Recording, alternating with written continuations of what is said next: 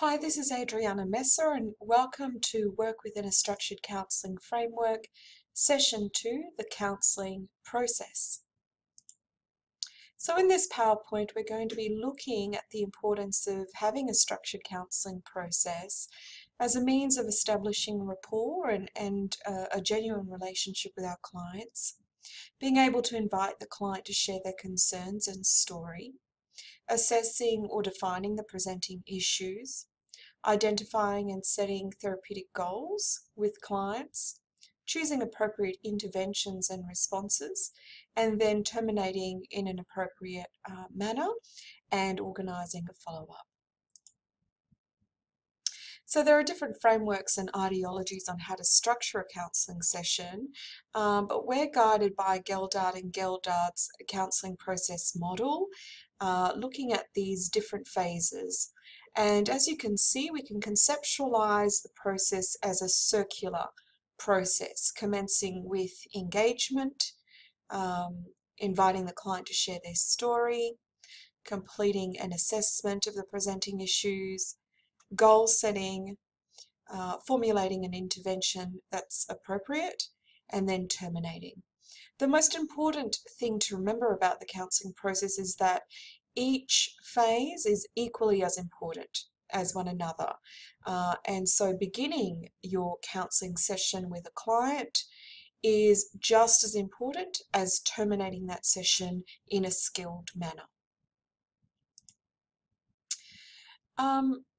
The suitcase analogy helps us to understand the counselling process. So I'll be referring back to it at different times throughout this PowerPoint. The counselling process involves being able to access and process a client's stories with the goal of helping them to identify areas in their life that are working well so that those can continue to be grown as such, and also identifying areas that require change or improvement. So the counselling process can be understood through this analogy of a suitcase, in that clients present to counselling with life stories that they journey with, and some clients present with neatly packaged suitcases, whilst others have suitcases that appear very tattered and reflective of the difficult journey that they've had in life. A skilled practitioner needs to create psychological safety in the counselling space before inviting their clients to open their life suitcase. Clients need to be able to trust in the counsellor's capacity and their professionalism in order to feel safe enough to open up their stories. And they need to know that the counsellor is going to respond with empathy and respect at all times.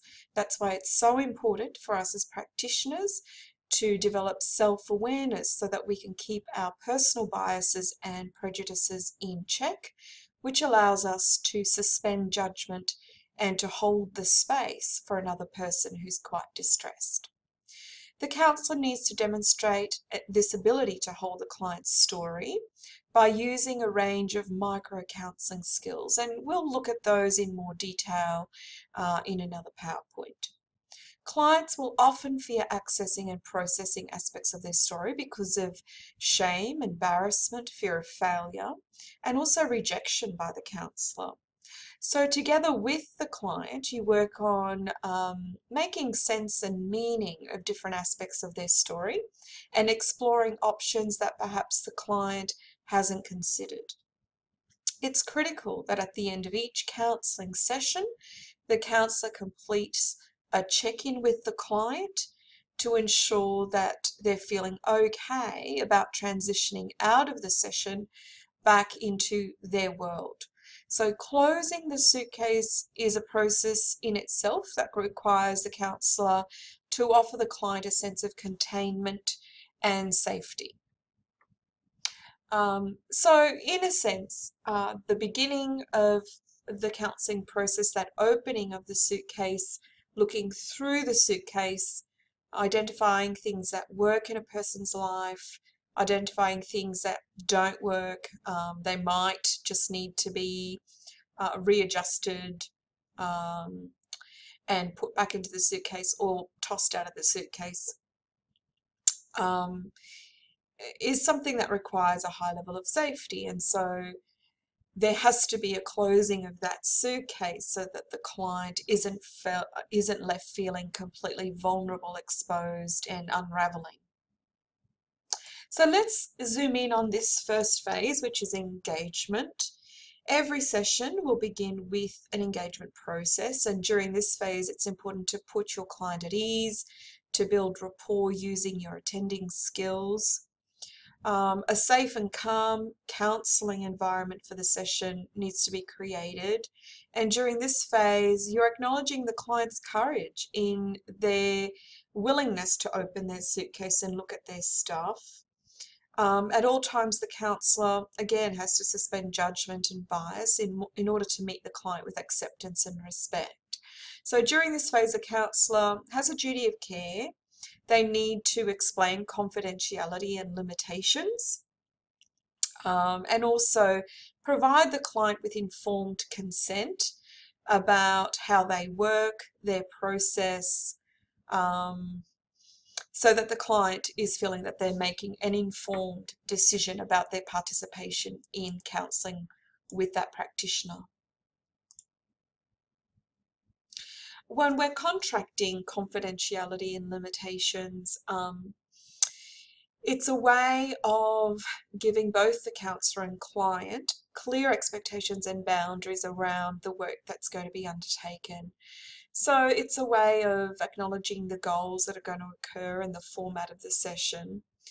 A counsellor is not able to offer a client complete confidentiality at any time. That would almost set the client up to fail, because counsellors are required by law to report any harm to the client or others according to mandatory reporting requirements. So there'll always be limitations to confidentiality.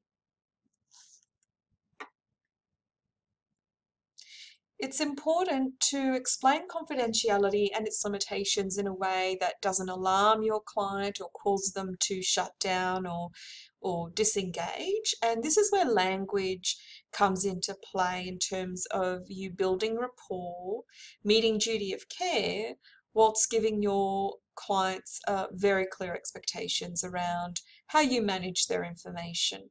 So this is generally something that I share with clients, and the way in which I explain confidentiality and limitations.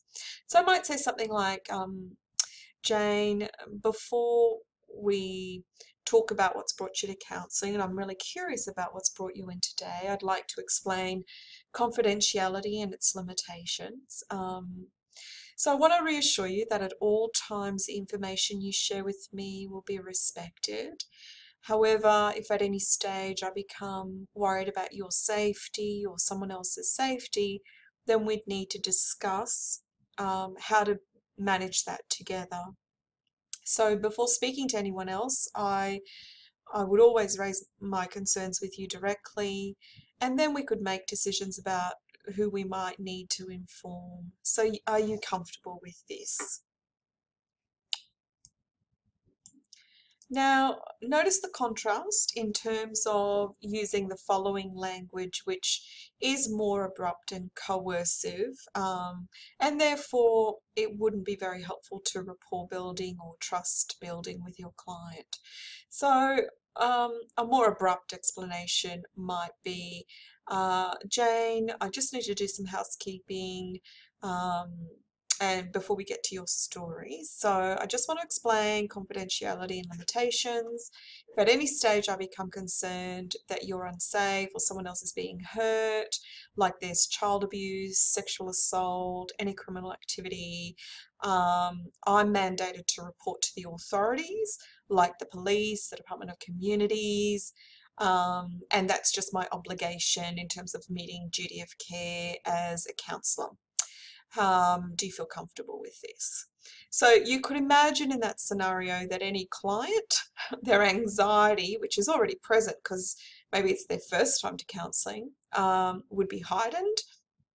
So where possible, we're wanting to meet duty of care whilst still connecting with our clients.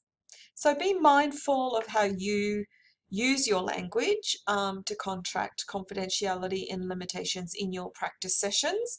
It does take some time to actually get comfortable with your own wording, but I've given you examples to kind of give you a sense of the difference in terms of being able to say the same thing, but in very different ways with different approaches. Another aspect of engagement that you need to attend to as duty of care is informed consent. And this gives the client a clear understanding of the counsellor's process and their approach.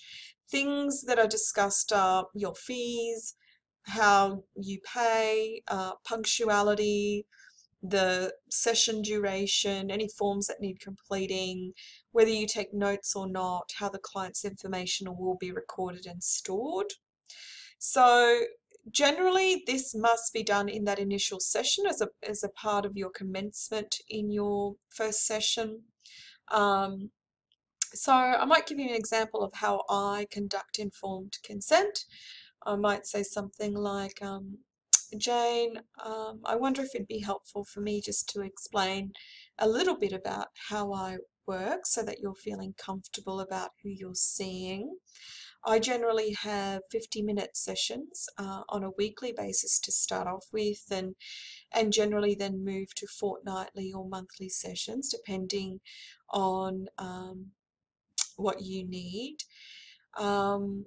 Because I do have back-to-back sessions, I'd really appreciate you being on time for your sessions because generally I'll have clients after our appointment, so punctuality would be really helpful.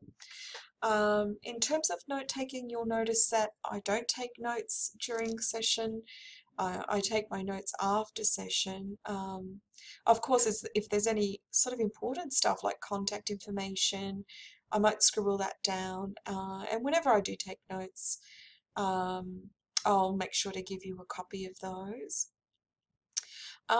With your information, generally I'll open a file which I keep in a locked filing cabinet, and by law I'm mandated to keep your records for 7 years minimum. And so once we end our therapy, I actually archive those records again in a locked cabinet to ensure that they're kept confidential. So do you have any questions around my process or how I work? I've actually got a form that explains it for you. I'm happy for you to take it away and bring any questions that come up for you to our next session. So that might be how I explain informed consent. Now, mandatory reporting is a way of ensuring that we're accountable in terms of ensuring that our clients are always safe in working with us and that other people connected to our clients are safe. So that's looked at in more detail in your study guide. So I recommend that you look at the mandatory reporting requirements in your state or territory. Now, the next phase of the counselling process is inviting your client to share their story. So once the counsellors put their client at ease, they've attended to duty of care issues, the client's invited to share their story and to identify the key issues that they wish to process or make sense of. So going back to that analogy, the client's invited to open their suitcase, and together with your client you examine its contents in a really respectful and honouring way. So the use of micro-counselling skills become really important in this phase. You're attending using your non-verbal communication, your body language. You're wanting to maintain eye contact. However, you're not wanting to sort of intensely stare at your client. Using appropriate eye contact, focusing in on their story, which involves a lot of active listening, and you're listening on at different levels. You're kind of analytically listening to the story itself, but also you're wanting to listen to how your client is relaying that story to you. You're paraphrasing, and that's a way of reflecting back what you've heard in terms of the story, but also what you're noticing in terms of feelings. and that helps the client to get a sense of empathy that you're getting them, that you're actually getting their story. And then you're going to use different types of questions to bring out more of the story. And that will inform the next phase, which is assessment.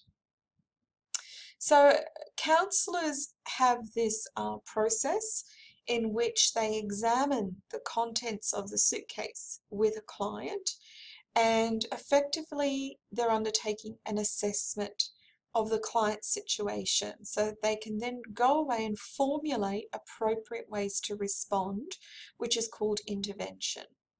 So this phase requires a counsellor to step back and evaluate what's been brought into focus by the client. The counsellor listens to two things: key demographic information, which is key facts about the client's story. You know, is your client married, single? Have they just gone through a divorce? Have they just experienced a loss? How many children they have, what they do for a living, where they live. Those are sort of demographic facts. And you're also listening for key themes that start to emerge in their story. So themes include things like loss, shame, themes of perfectionism and not feeling good enough, any indicators of addiction, any indicators of inner conflict like death anxiety or depression, and themes around disconnection from themselves and from others. During the assessment phase, the counsellor is also seeking to understand the client's perception of themselves and their situation, the client's coping style and strategies.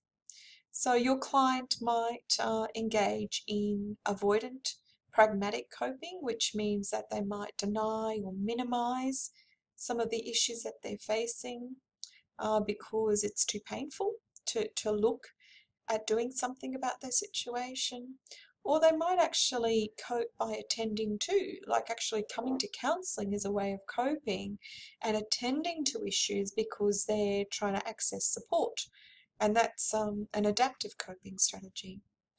You're also interested in the client's strengths and their resilience and any barriers to action and achieving counselling goals. You want to know about what internal support they have, so their personal qualities, again, their strengths, and external supports like family, friends, work colleagues. And in addition, the counsellor needs to assess the client's readiness to engage in counselling and their level of commitment in terms of change. So from your assessment, you can actually begin to have a conversation with your clients about setting goals for working together in counselling. So the goals have to be relevant and identified primarily by the client with your support in terms of facilitating that conversation. So a great model to use is the SMART model. We're wanting clients to identify goals that are specific, measurable, that are achievable and realistic, and that have some set times.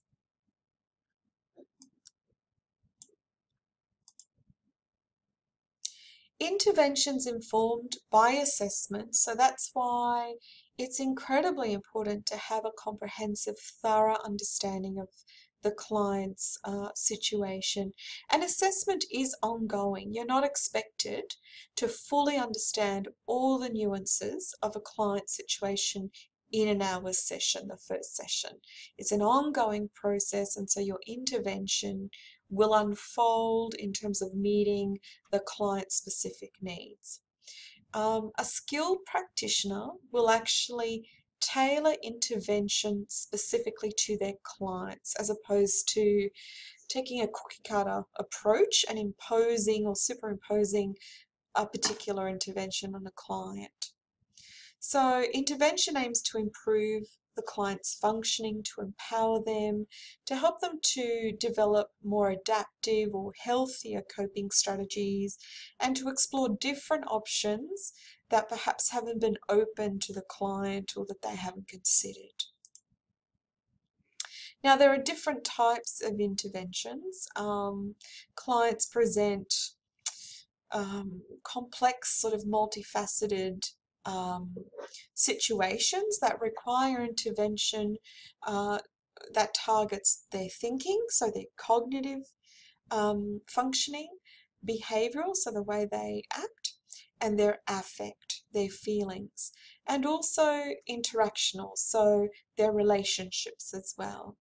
So behavioral interventions are used to help the client develop new behaviors or skills and or to manage or stop existing behaviors that are counterintuitive, counterproductive to their life. They may be used to modify habits, routines, or ways of interacting that aren't helpful for the client anymore. Affective interventions focus mainly on feelings and emotions. So often in therapy, we talk about being in the business of helping people to better feel versus to feel better. So helping our clients to develop feelings language, to name their feelings and process their feelings is an intervention type. Interactional or systemic interventions actually address relationship patterns that the client has with other people. And that might be with their partner, their children, family, in a work setting, neighborhood, in a social setting or church community. And that brings us to the last phase, which is termination. The goal of this phase is figuratively for that suitcase to be closed again so that the client can transition back out into their world, feeling a sense of containment around their story. So the counsellor provides a summary of the key aspects of what's been discussed, the goals that have been identified, and then it's always a good idea to do a check-in with the client to see how they found the session and to ensure that they're emotionally stable enough to leave the session. And it's also a process of then making the next counselling appointment. When the client returns for the next session, again, you reopen that suitcase. It should be an easier, gentler process because there's trust in place, and this process begins again. So in terms of terminating and doing a check-in, it really depends what kind of session you've had. If it's been a fairly straightforward session, generally I'll just say something like, Jane, just before we finish, because I'm aware of time, I'm wondering how the session has been for you today. You know, are you feeling okay with the talking we've done? And that might be sufficient in helping close the session because at least you're acknowledging and doing some reflective practice with the client. For heavier, more grueling sessions, say, a case example I have is where a client came in and disclosed for the first time in her life aspects of childhood abuse. And so she was very distressed during that session. I remember the session went for about an hour and a half, which was appropriate at that time because it was such a big session and lots happening for her. But at the end, I didn't want her walking back out into the world feeling unraveled and completely vulnerable.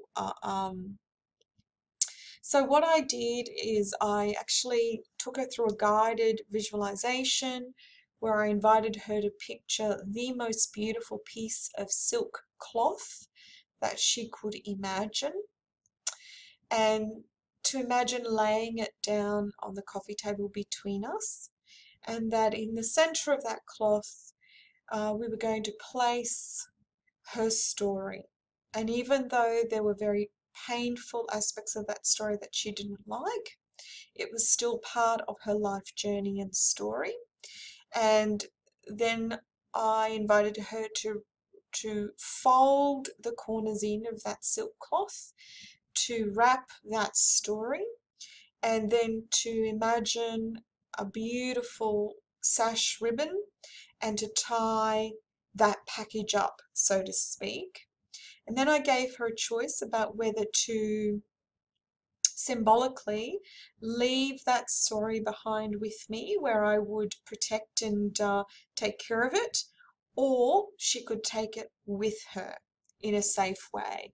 And that was incredibly effective. The feedback from the client was that she felt really safe. That process of containment helped her to be able to honor the story even though she didn't like the story, and to have a choice about living it or taking it, because the risk was that it would just follow her and there wouldn't be any sense of containment. So that's just an example of termination. So that brings us to the close of our PowerPoint and discussing the counselling process. I hope that you've gained some clarity around the importance of the counselling process. Thanks for listening.